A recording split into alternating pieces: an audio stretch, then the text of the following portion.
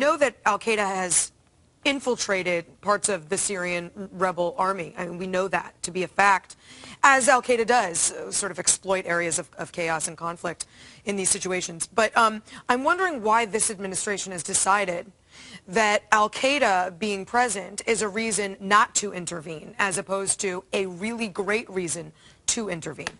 Well, I mean, it's a great question.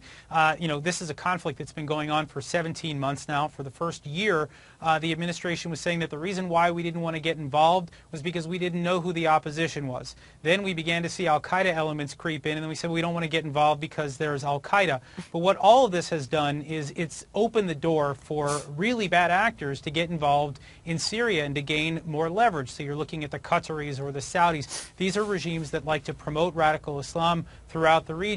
They're the ones who are gaining leverage right now in Syria, while we virtually have none.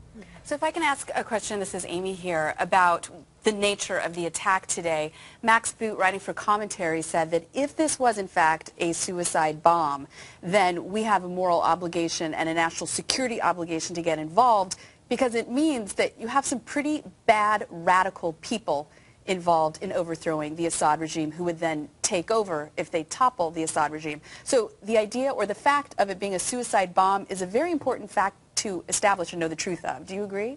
Well, I'm not sure that I would agree that this is the one thing that should prompt us to get involved. But I would say this, that first of all, we can identify that the FSA was able to infiltrate the Assad regime at an extremely high level. It's believed that this is the bodyguard regiment that was infiltrated, and it's believed that it was a suicide bombing. And if you look at the people who claimed responsibility, one was the FSA, the Free Syrian Army, and the other one was a Brigades of Islam. Now, when you think about, you know, just what it takes to create a suicide vest, this is not knowledge that the average person has, and we're looking at very dangerous elements that have gotten involved in the FSA. So if this is all true, it's an indication that the FSA is not really all that we'd hoped that it would be.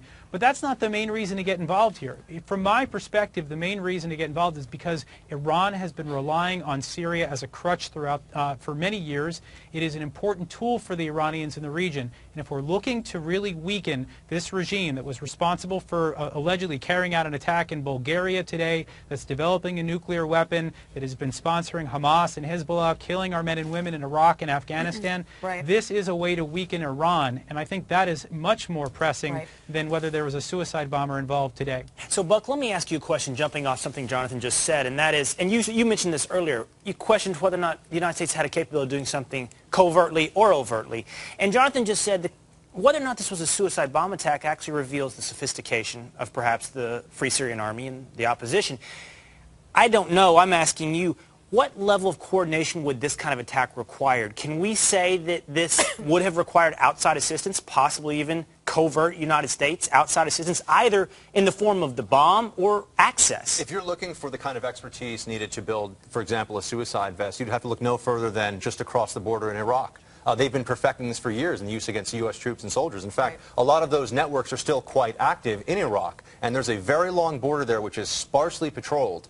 So that technology could easily have transferred over to the resistance. I think it probably is transferring over to the resistance. We've already seen foreign fighters from a variety of countries ending up in Syria. In fact, the Syrian government officially complained to the United Nations, of all places, about Tunisians showing up in Syria to fight jihad. So there, as we've established, there is this element, but of course it's a small element. The problem, though, comes in with if we are not pushing for one side on this in any capacity, again, whether it's official or unofficial, you could see the most dedicated, the most organized, and the most battle-hardened rising to the top here. And in this case, that would be Islamists across the border in Iraq and around the world who have been fighting jihad. But nothing about this attack suggests that we are involved. That's what I'm asking. It doesn't suggest it would have required our assistance? And SVES is something that regionally, like I said, they've been doing this for quite some time and they're quite good at. I have another question for Jonathan, just quickly. I read a report today in the Telegraph that said that sort of the PR arm of the FSA, the Syrian Support Group,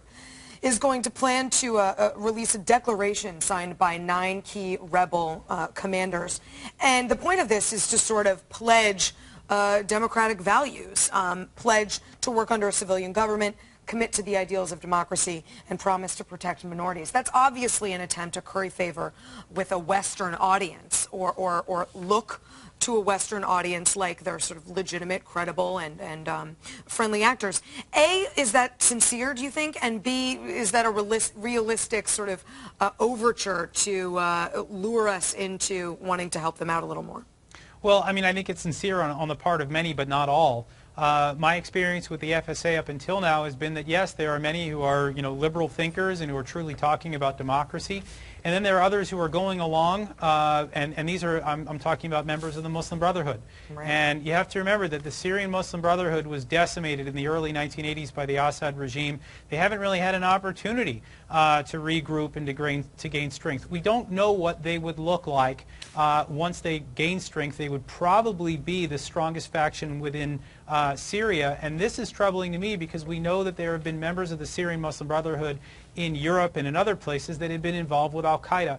So, I doubt that these are people that are true Democrats, and I think that they're going along because it's what we all want to hear here in the United States.